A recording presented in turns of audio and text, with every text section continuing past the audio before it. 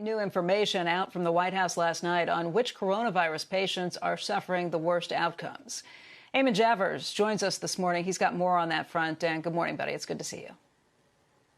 Yeah, good morning, Becky. This is an additional aspect of this tragedy that we're just beginning to learn about, which is that African Americans are among the hardest hit here. Data is just beginning to emerge, so it's still early days. But take a look at this information compiled by the Washington Post overnight. The Washington Post reporting that counties that are majority black have 3 times the rate of infections as counties that are majority white. Those counties have almost 6 times the rate of deaths. And of Chicago's 118 reported deaths, the Washington Post finds that nearly 70% of those people were black. That is way out of proportion with Chicago's general demographics. So something is going on here.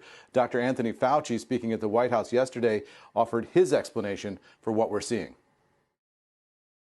Unfortunately, when you look at the predisposing conditions that lead to a bad outcome with coronavirus, the things that get people into ICUs, that require intubation and often lead to death, they are just those very comorbidities that are unfortunately disproportionately prevalent in the African American population.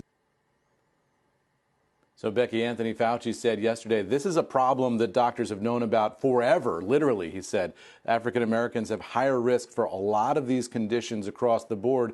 And those are the very same conditions that make you more likely to have a bad outcome if you get the coronavirus. He said there's nothing they can do about it right now, and they're going to need a lot more science and data to fully understand the problem. But this might be just another piece of how this virus is impacting American society in different ways across different strata.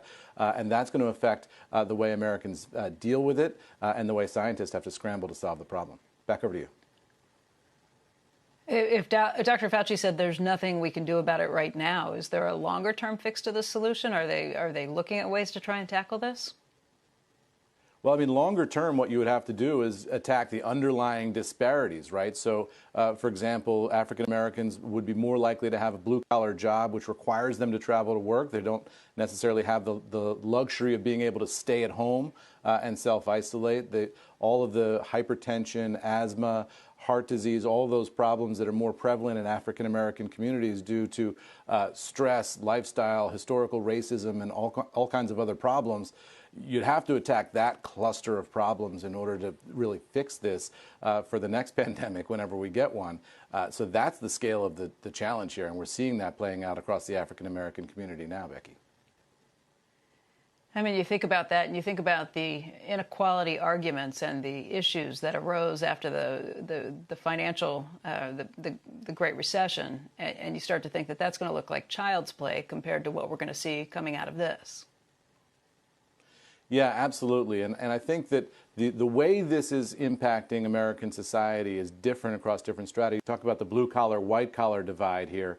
You're starting to see those strikes or threats of strikes among some workers who are forced to go to work, even under these conditions. You're starting to see the impact on immigrants who are coming in, migrant workers who are coming in to work on farms. All of those issues, I think, are going to play out here in our politics as well as in our healthcare system.